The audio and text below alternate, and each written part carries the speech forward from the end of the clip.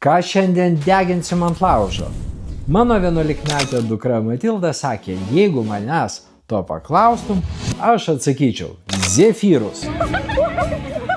Turiu nuliūdinti savo Matildą ir jūs. Deja, zefyrams dar neatėjo laikas. Dėl šių eilučių kilus skandalui,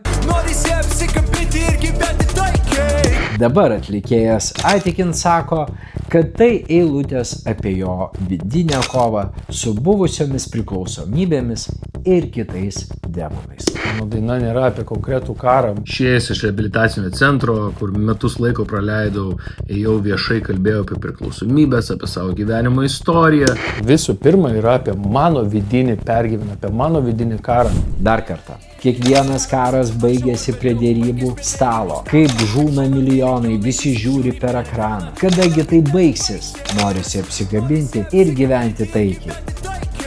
Aš gal gyvenime per mažai poezijos skaitęs, bet kur čia kova su vidinėmis negandomis ir priklausomybėmis? Ir mano energija yra siunčiama yra meilė ir taika. Aš labai mėgstu Bob Marley. O štai tikra trumpa negandų istorija. 2022 metai. Nedidelių Ukrainos miestų pavadinimus pirmą kartą išgirsta visas pasaulis. Buča, Irpinė, Iziumas, masinės kapavietės, išprievartautos moteris ir net metų neturintys vaikai. Egzekucijos tiesiog gatvėje. Visas Rusijos propagandos statytas melas apie specoperaciją, denacifikaciją ir kitas nesąmonės subliūkšta akimirksniu kaip muilo burbulas. Ir visas pasaulis žiūri tik į šias nuotraukas. Ilga pauzė. Rusijos propagandos mašina akivaizdžiai stringa.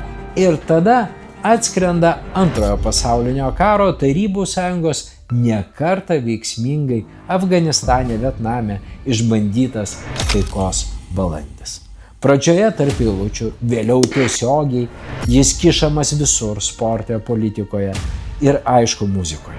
Lietuvoje net užgimsta taikos koalicija.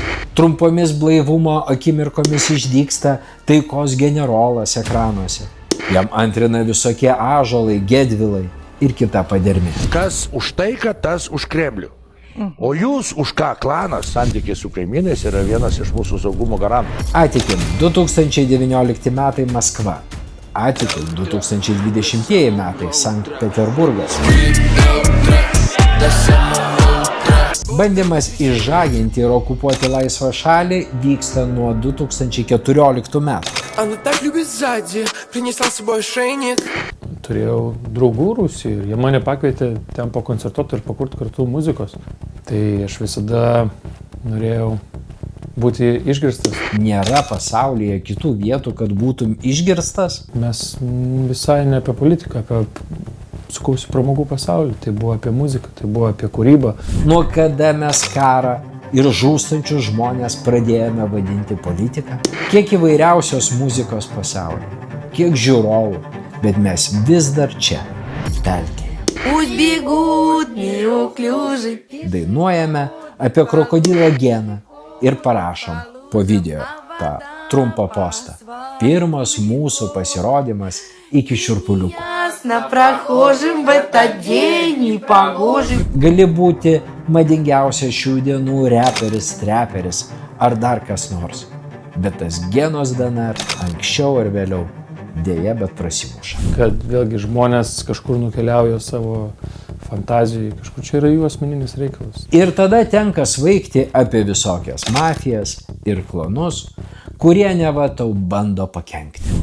Ta naratyva skleidžiama kažkodėl prasidėjo ne po dainos išleidimo, o po Eurovizijos pusfinalio prasidėjo kapstymasis po visokius dalykus, ten praeitį, tai kažkam prireikė mane padaryti blogiuku. Visi tikrai pradėjo apie tai kalbėti po laimėto pusfinalio, nes tik tada didžioji dalis žiūrovų apskritai sužinojo, kas tas Atikin. Aš adresavau dalykus, pasakiau, kieno Krymas. Klausimas radijo stotims. Hebra, kodėl išėmė degančią žemelį iš rotacijos? Po kilusios reakcijos galima būtų pasakyti, okei, suklydau, atsiprašau. Dėl šventos ramybės Pakeitė vos kelis žodžius dainoje ir tiek žinių. Visi ramus, džiaugiasi. Tikrai nebloga daina transliuojama toliau.